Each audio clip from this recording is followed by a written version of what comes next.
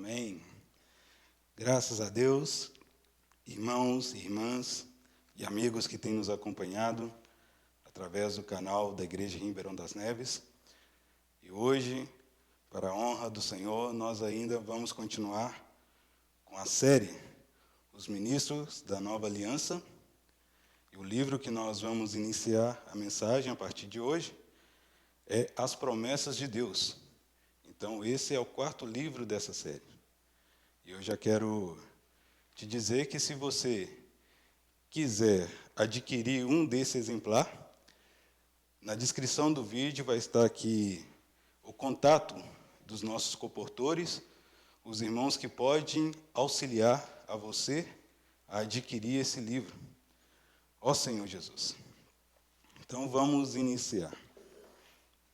Primeira coisa que eu quero falar com vocês é que Deus, Ele é maravilhoso. E a Bíblia, por diversos trechos da Bíblia, mostra a grandeza de Deus, que existe de eternidade a eternidade. Deus, Ele não tem início de dias, Ele sempre esteve, sempre existiu e sempre existirá. E a sua existência também, ela é imutável. E Deus também tem um plano. E o seu plano, ele é maravilhoso, porque Deus é maravilhoso. Deus é alegre, Deus é satisfeito. Deus, ele não fica preso em tristeza, não fica preso em remorsos, porque Deus, ele é luz, ele é amor, ele é bondade, ó Senhor Jesus. E antes mesmo dele criar o homem, o seu relacionamento com o Espírito e com o Filho já existia. Então, muitos acham que Jesus ele aconteceu apenas em um certo momento da história, dentro de toda a eternidade. Mas isso é para o nosso desfrute, pois a realidade é que Cristo, Jesus Cristo, Filho de Deus, sempre esteve com Deus. Cristo estava no próprio Deus durante toda a eternidade, sempre vai estar com Deus, porque Cristo também é o próprio Deus. E Deus estava alegre, satisfeito com a presença do Filho. E o Filho também se alegrava com a presença do Pai e com a comunhão do Espírito. Tudo sempre teve harmonia entre eles. E nós podemos conferir isso através do livro de Jó. Provérbios, capítulo 8. O livro de Provérbios, capítulo 8, a partir do versículo 22, fala que quando Deus formou a terra, todos os seus fundamentos, Cristo estava nele. Vamos ler a partir do versículo 22, que diz: O Senhor me possuía desde o início de sua obra, antes de suas obras mais antigas. Desde a eternidade fui estabelecida, desde o princípio, antes do começo da terra. Aqui nesse versículo 23, fala que desde a eternidade fui estabelecida, né? A palavra feminina, estabelecida, não estabelecido. Porque esse trecho da Bíblia fala da sabedoria de Deus. Então, quem é a sabedoria de Deus? A sabedoria de Deus é o próprio Senhor Jesus. Você pode ter por base desse versículo 1 Coríntios, capítulo 1, o versículo 24. 1 Coríntios, capítulo 1, o versículo 24, que diz: Mas para os que foram chamados, tanto judeus como gregos, pregamos a Cristo, que é o poder de Deus, a sabedoria de Deus. Poder de Deus e sabedoria de Deus. Então, Cristo é a sabedoria de Deus, e conforme nós lemos lá em Provérbios, desde a eternidade, Cristo foi estabelecido como sabedoria de Deus. E continuando, versículo 24 fala: Antes de haver abismo, eu nasci, E antes ainda de haver fontes carregadas de águas, antes os montes fossem firmados, antes de houver outeiros, eu nasci. Ainda ele não tinha feito a terra, nem as amplidões, nem sequer o princípio do pó do mundo. Quando ele preparava os céus, aí estava eu. Ó Senhor Jesus. Quando traçava o horizonte sobre a face do abismo, quando firmava as nuvens de cima, quando estabelecia as fontes do abismo, quando fixava ao mar ao seu limite, para que as águas não ultrapassassem os seus limites, quando compunha os fundamentos da terra, então eu estava com ele e era seu arquiteto. Dia após dia, eu era as suas delícias, folgando perante ele em todo o tempo. Ó Senhor Jesus. Então, aqui também fala que o arquiteto de Deus sempre esteve com Deus. E Hebreus, capítulo 11, versículo 10, também nos fala quem é esse arquiteto.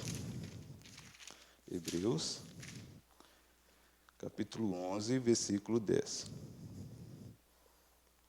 Porque aguardava a cidade que tem fundamentos, o qual Deus é o arquiteto e o edificador. Então, por meio dessa porção de Provérbios, capítulo 8, nós mesmos, até eu já falei muitas vezes que Deus andava solitário, não tinha uma companhia a quem ele pudesse ter comunhão. Então, por Deus estar solitário, ele criou o homem. Só que esses versículos já nos falam o contrário. Deus estava satisfeito, antes mesmo de criar o homem. Então, o homem foi criado dentro da satisfação de Deus. Por isso que o homem é a única criatura capaz também de satisfazer a Deus em sua plenitude. Cada um de nós podemos agradar, satisfazer o coração de Deus e assim cumprir a vontade de Deus. Deus não vai confiar todo o seu plano, tudo aquilo que ele preparou a um outro ser da natureza. Ele não vai confiar o macaco, não vai confiar as pedras, as árvores, porque Deus nos criou de uma maneira especial a fim de cumprir seu plano. E por que, então, que Deus, já que estava tão satisfeito, tão alegre, resolveu nos criar? A resposta para isso é simples. Ele fez um plano para incluir o homem nessa esfera de prazer, comunhão, e introduziu para dentro de si mesmo. Então, o plano de Deus, ao nos criar, é nos introduzir nele mesmo. E lá em Gênesis, quando fala da criação de Deus, se nós lermos com olhos espirituais, nós vemos que em toda a criação de Deus, até chegar ao homem, tudo que Deus fez para restaurar a terra do caos, tem porções que demonstram a sua vida e a sua natureza. Como, por exemplo, Deus precisou julgar o primeiro mundo, o mundo que veio antes de Adão, porque Satanás corrompeu o mundo, corrompeu todos os animais pré-adâmicos, e Deus precisou julgar aquele primeiro mundo com águas de julgamento.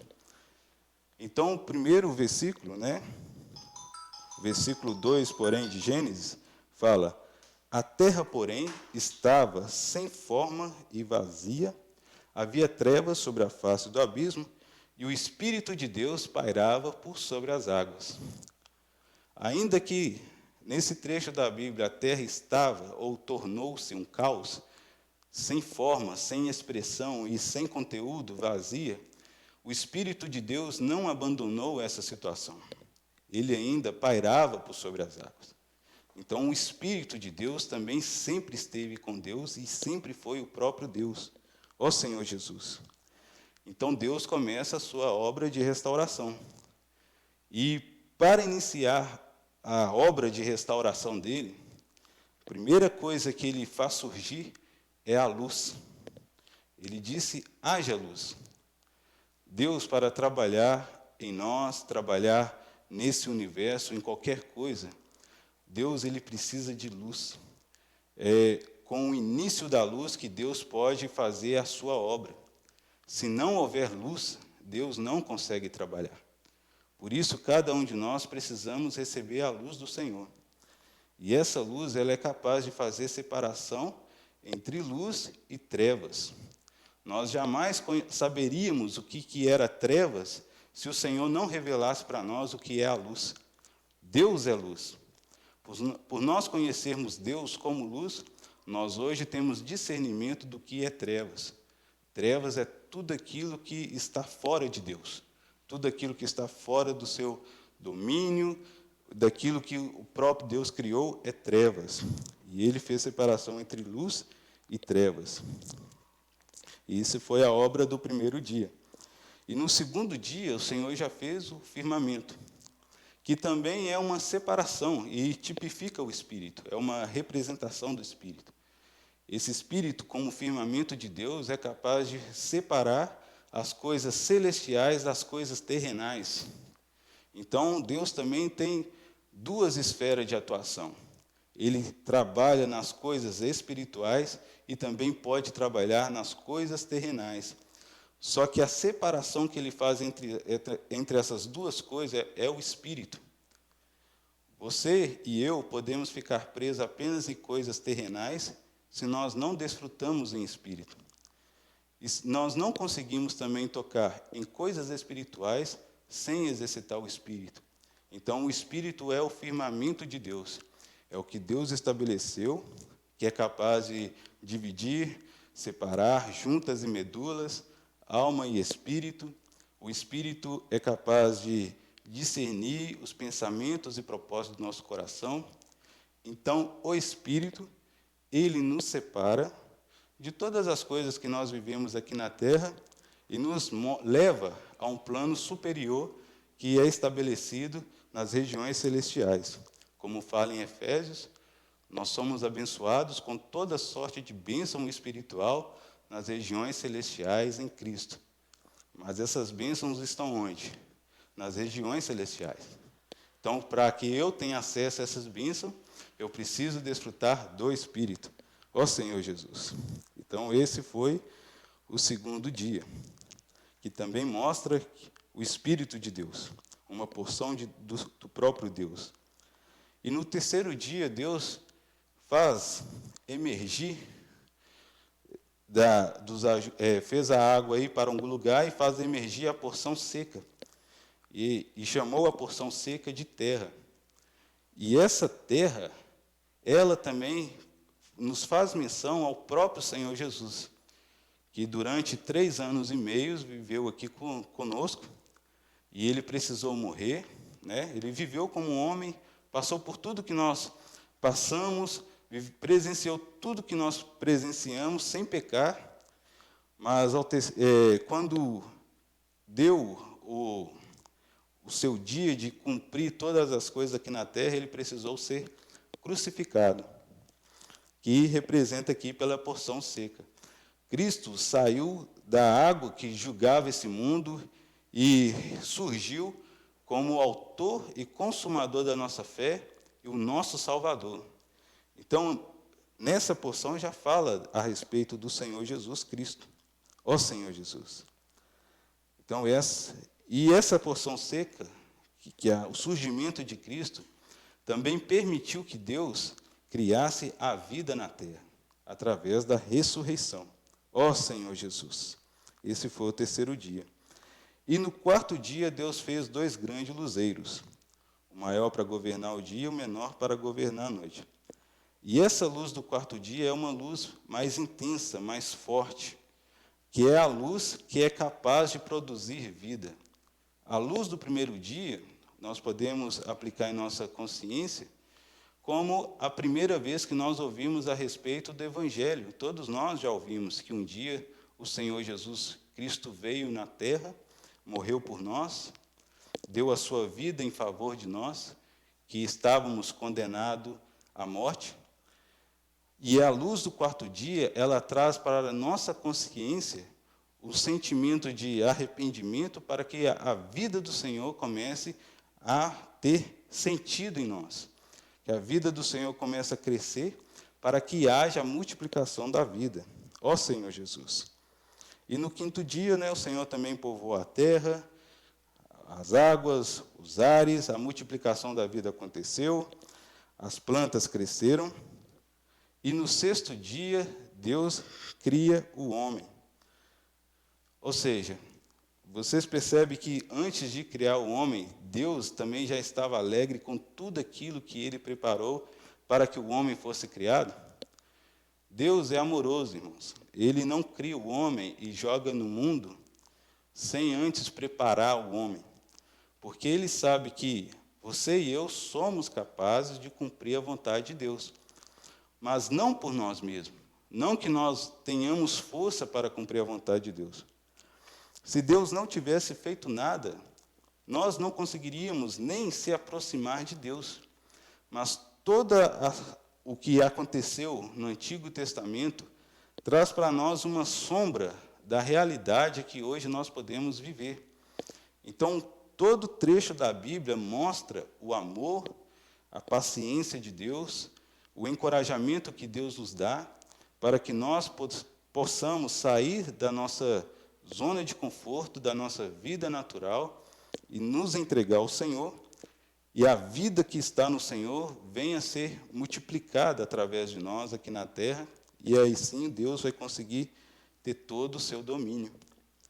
E diferente da forma que Deus criou todas as coisas, antes, Deus criou um homem de uma maneira muito especial.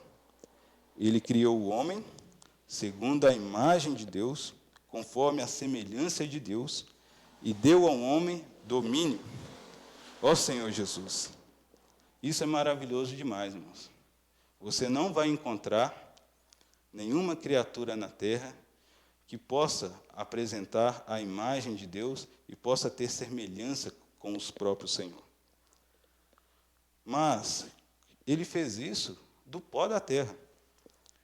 Um material frágil, fraco, vulnerável, que tende a cair e quebrar, que é um pó da terra. Mas não ficou somente no pó da terra. Ele soprou para dentro da narina do homem o fôlego de vida. Ou seja, essa vida que o Senhor soprou para dentro daquele boneco ali de barro, proporcionou o homem a ter um desfrute inicial com o próprio Deus. Deus conseguiu colocar dentro do homem algo que nos aproximasse da vida e da natureza de Deus. Glória a Deus pelo Espírito que Deus colocou em cada um de nós. E esse Espírito do homem é a lâmpada do Senhor. É onde o Senhor consegue nos iluminar, consegue ter comunhão conosco. Senhor Jesus. Ó Senhor Jesus. Por que Deus, então, fez isso com o homem? Qual que é o propósito dele ter soprado fôlego de vida para dentro do homem, e o homem agora passa a ser alma vivente? O que Deus queria ter com isso? Deus queria que o homem e também a sua mulher vivesse de uma maneira tão unida com o próprio Deus, que conhecesse tanto o próprio Deus, que através dele a multiplicação da vida na terra seria algo muito, Senhor Jesus, livre. A vida iria multiplicar sem nenhum tipo de impedimento, se caso Adão e Eva tivessem escolhido a comer da árvore da vida. E onde estava a árvore da vida? Ela estava no meio do jardim. Era o lugar mais acessível do jardim, estava a árvore da vida. E Deus deu função também ao homem. Deu uma autoridade para que o homem pudesse cuidar, e guardar o jardim. Mas o que aconteceu? Satanás, ele é sagaz. Enquanto o homem era um boneco de barro ali, em nada poderia trazer ameaça para Satanás. Mas a partir do momento que o Espírito de Deus entra para dentro do homem, aí Satanás viu que o homem receberia, nenhum dos anjos jamais foi capaz de receber. Então, toda a sagacidade, habilidade de Satanás agora estava numa situação muito complicada. Porque dentro daquele boneco de barro agora tem algo precioso, que é o sopro de Deus dentro do homem. Mas, infelizmente, isso ainda não foi capaz de encorajar o homem a se aproximar de Deus. A serpente, né, como fala em Gênesis, capítulo... Ó Senhor Jesus, capítulo 3, a partir do versículo 1, fala que a serpente, na sua sagacidade, ofereceu a árvore do conhecimento do bem e do mal, fruto, e deu também o seu marido. Ó Senhor Jesus, e ambos comeram do fruto, e assim a morte passou para todos os homens. Eu não sei quanto tempo eles tiveram para ficar ali no Jardim do Éden, antes desse episódio da árvore do conhecimento do bem e do mal acontecesse. Mas eu sei que alguma coisa falhou ali. Eu creio, esse é um sentimento particular meu. Eu creio que Adão começou a se acostumar com Deus vir na viração do dia, todo dia Deus vinha e falava com Adão. E Adão ficou ali também preso em suas tarefas, né? Tentando aplicar para os nossos dias. Adão foi cuidando ali do jardim, fazendo as suas atividades, esperava que Deus viesse até ele na viração do dia, à tardinha ali, para ter comunhão. E acabou que a árvore da vida, ela foi ficando um pouco de lado, foi ficando um pouco esquecida por esse casal. Creio eu que se eles ruminassem na vontade de Deus, e Adão tivesse a atitude de todo dia falar para Eva, olha, Deus deseja que nós comamos da árvore da vida, Deus deseja que nós nos alimentando dele, que nos acheguemos a ele. Eu creio que Eva não cairia nesse tipo de engano a qual ela foi cometida. Então, alguma coisa falhou ali naquele jardim. Ó Senhor Jesus. Por isso, irmãos, é perigoso para nós hoje vivermos a vida da igreja através somente do nosso costume.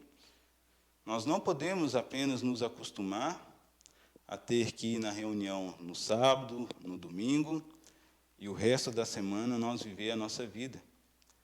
É muito fácil esperar que Deus se achegue até nós, que Deus venha nos despertar, que venha nos encorajar, e nós só fica esperando a atitude de Deus.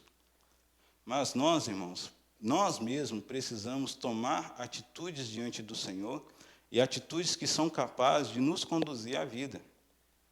Adão não teve a atitude de chegar até a árvore da vida para comer do fruto da árvore da vida. Também Eva não teve essa atitude. Eles ficaram fazendo outras coisas, até um dia em que foram enganados. Ó Senhor Jesus. E eu creio também que a intenção de Deus, ao ter colocado Adão e Eva ali, é para que Adão e Eva juntos pudessem escolher as coisas de Deus. Deus não colocou a árvore do conhecimento do bem e do mal ali apenas como uma tentação para aquele casal. Não, nada disso. Onde quer que Deus colocasse Adão e Eva na terra, eles teriam que ver a árvore do conhecimento do bem e do mal. E eu creio que a intenção de Deus é que, se eles comessem da árvore da vida, o próprio Deus ensinaria a Adão e Eva o que é o certo, o que é errado, o que é bem, o que é mal. Eu creio que, com a árvore da vida sendo introduzida nesse casal e eles tivessem desfrute da realidade do Espírito, eles teriam discernimento sobre o que é bem e o que é mal, segundo a ótica de Deus, segundo a vontade de Deus. Hoje nós sabemos o que é bem e o que é mal. Só que esse bem e mal que nós conhecemos, por a maioria das vezes, não foi Deus que nos instruiu o que é bem, o que é mal. Quem nos ensinou o certo e errado, o bem e o mal, foi Satanás através da árvore do conhecimento do bem e do mal. Por isso, as coisas que eu acho que é certa, pode entrar em conflito por aquilo que você acha que é errado. Às vezes você acha que alguma é a coisa errada, e eu posso pensar que a mesma coisa que você acha que é errada é certo para mim. Por isso que nós entramos em conflito, que nós não sabemos discernir o que é certo e o que é errado. Ó Senhor Jesus, o que vai nos trazer bem e o que vai nos trazer mal. Porque essa árvore do conhecimento do bem e do mal, ela também tem em sua raiz todo o plano de Satanás de nos afastar da presença de Deus. Ó Senhor Jesus. Senhor Jesus. Por isso, irmãos, nós, graças a Deus, nós podemos hoje voltar a ter o desfrute da vida do Senhor. Depois desse episódio, deles tocarem na árvore que não era para ser tocada, esse casal ficou complicado. Deus foi ter, mais uma vez, comunhão com eles. E num determinado momento, Deus não encontrou esse casal. Não é que Deus não encontrou, Deus sabia onde é que eles estavam. Mas esse casal, por ter se tornado complicado, não estava mais dispostos a se apresentar diante do Senhor, porque perceberam que estava nus. A árvore do conhecimento do bem e do mal trouxe a percepção de nudez, de fragilidade para o homem e para a mulher, e eles se envergonharam e não quiseram ir até a presença de Deus. O que eles fizeram? Se esconderam. Se esconderam e tentaram fazer ali para si cintas de folhas de figueira, que representa a justificativa do homem. Então Deus, na sua misericórdia, no seu grande amor, vem mais uma vez no jardim, procura por Adão, procura por Eva e pergunta: Adão, onde estás? Ó Senhor Jesus, isso que eu estou falando está a partir do capítulo 9 de Gênesis 3. E chamou o Senhor Deus ao homem e perguntou: onde estás? Não sei se você já percebeu, mas todo dia o Senhor faz essa pergunta para nós. E essa pergunta é muito importante. Às vezes nós não sabemos onde que nós estamos, ou talvez não tenhamos a percepção de onde realmente nós estamos. Existem basicamente hoje 2 lugares onde nós podemos estar. Um é no próprio Senhor, sendo suprido pela vida divina, pela satisfação do Senhor, por sua palavra, que nos traz gozo, nos traz alegria, nos traz paz. Ou nós podemos estar em nós mesmos, em nós mesmos nós podemos ter uma alegria temporária, uma satisfação que não dura também muito tempo, uma paz que nos engana. Ou seja, ou nós estamos no Senhor, ou nós estamos em nós mesmos.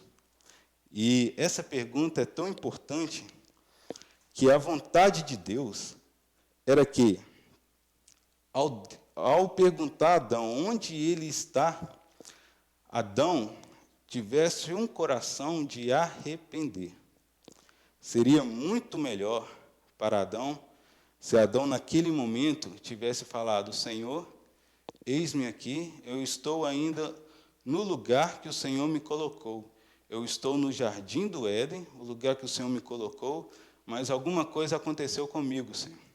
Eu comi da árvore do conhecimento do bem e do mal, meu coração mudou, eu tenho percebido as coisas que eu não percebi antes.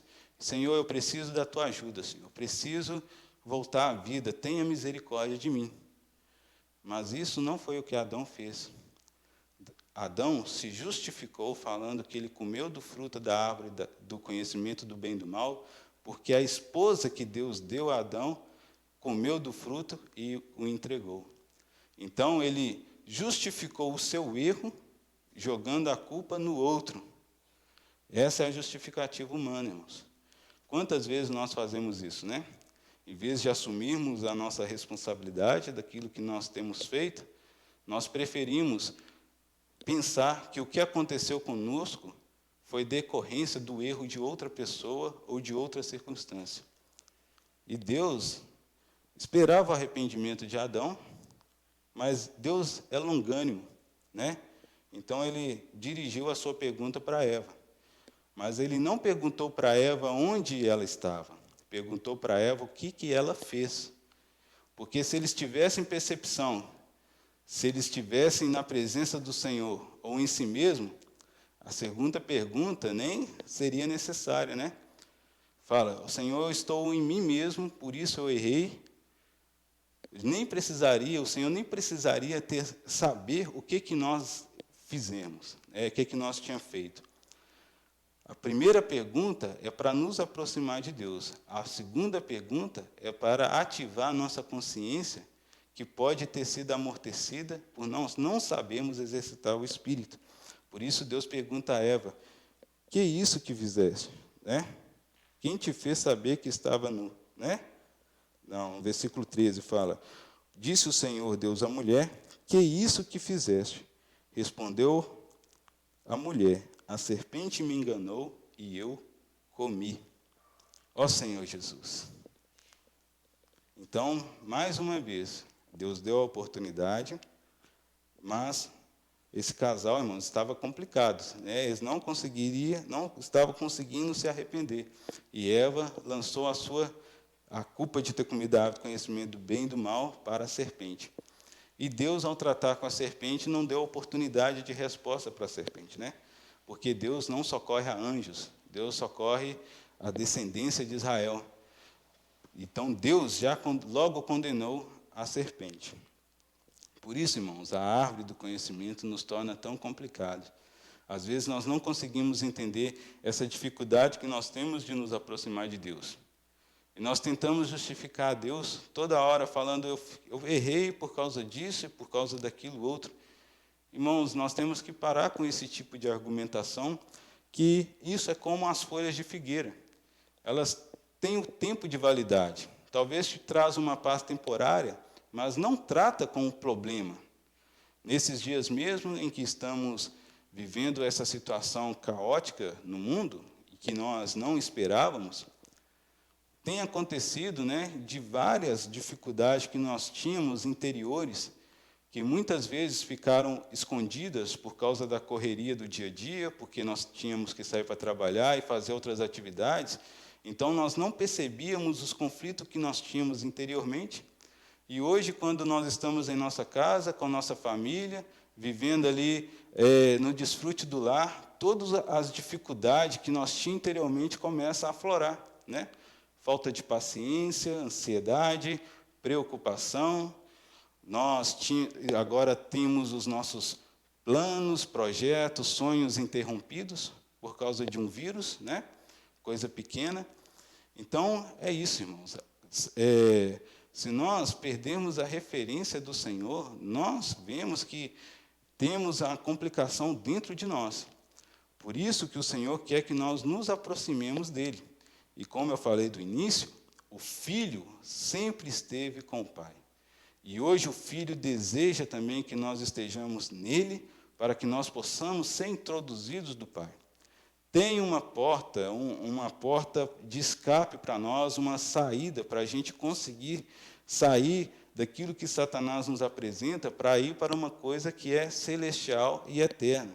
Se você continuar lendo o capítulo 3 de Gênesis, você vê ali que o próprio Deus providenciou vestes para Adão e Eva, oriundas de peles de animal. Então, provavelmente, Deus precisou ali da vida de um cordeiro para retirar a pele daquele animal e fazer uma veste mais duradoura para o Adão e para a Eva.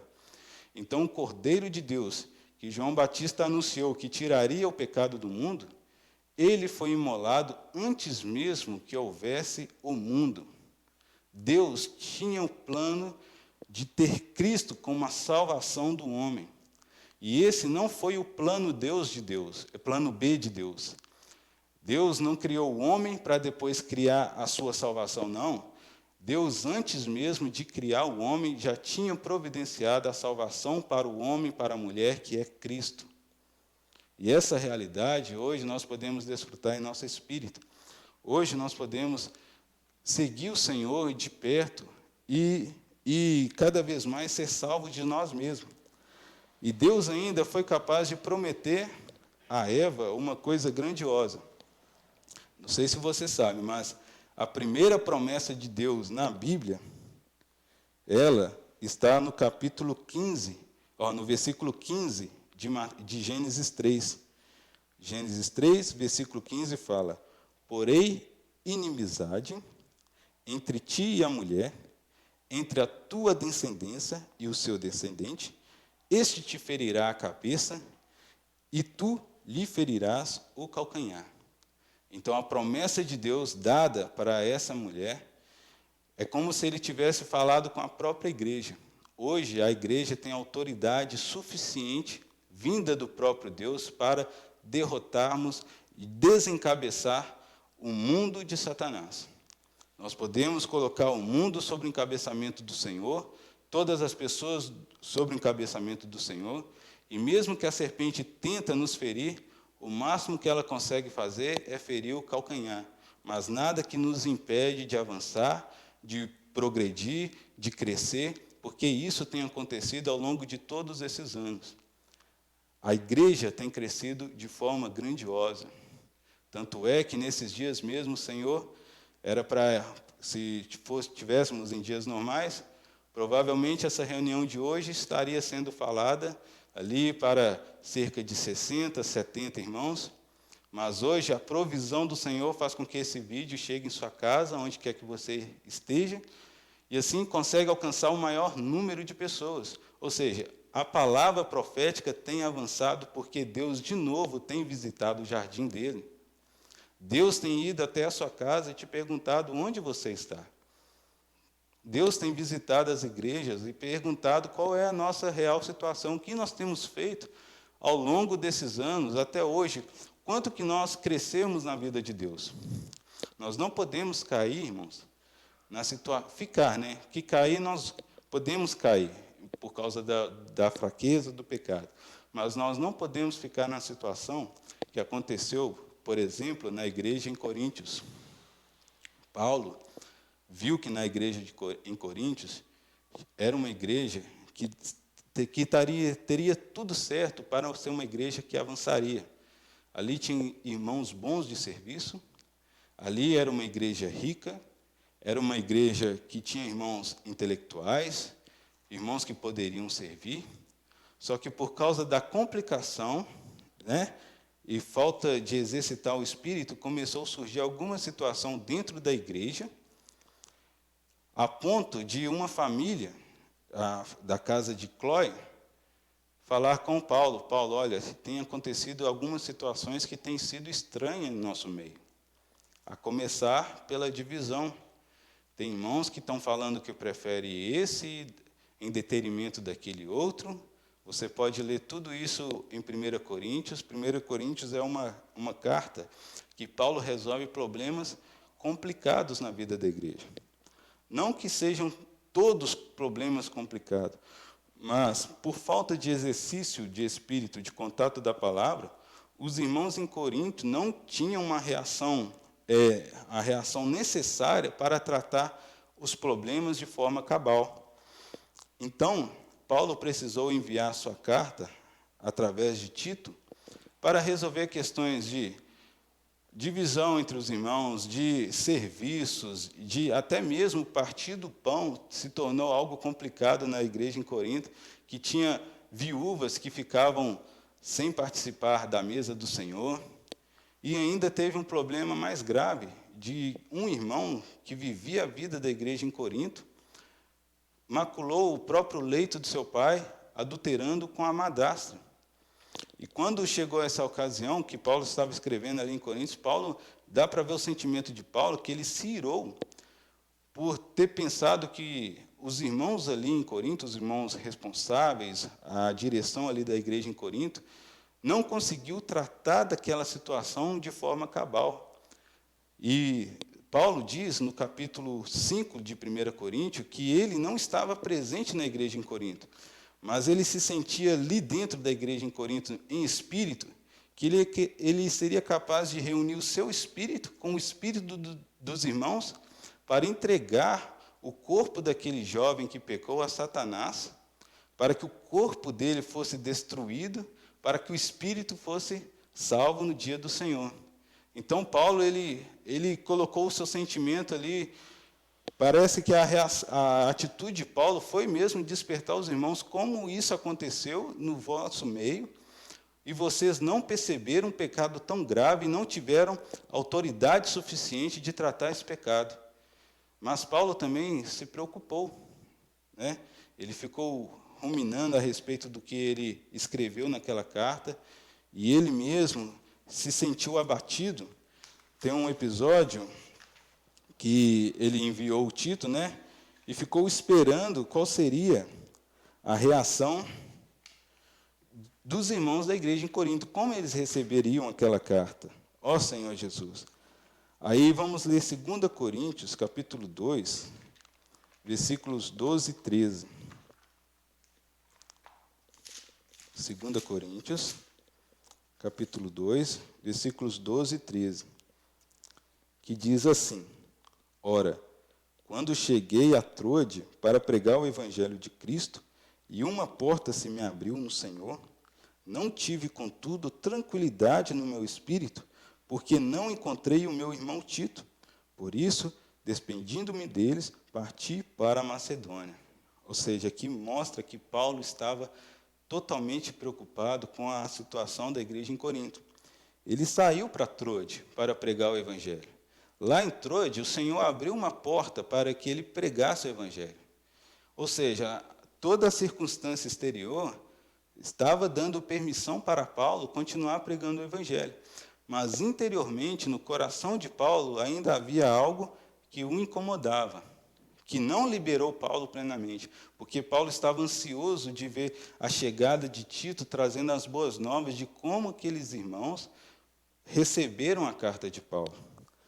Aí no capítulo 7 de 2 Coríntios, capítulo 7, o versículo de 5 a 7, fala assim, 2 Coríntios 7, versículo de 5 a 7.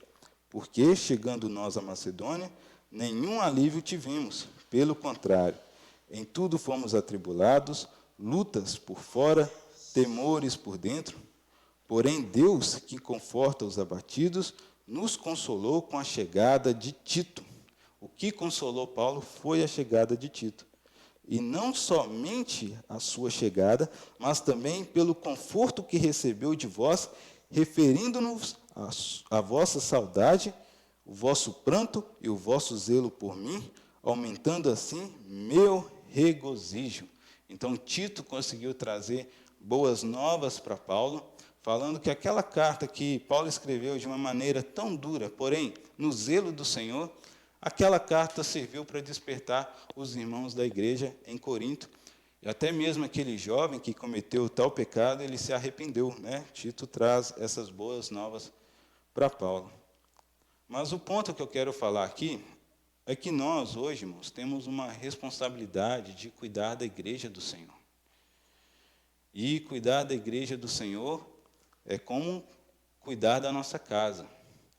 Se nós deixar as coisas da nossa casa acontecer de qualquer maneira, nós corremos o risco no nosso casamento, corremos o risco na educação dos nossos filhos, corremos o risco da casa desmoronar em cima da gente.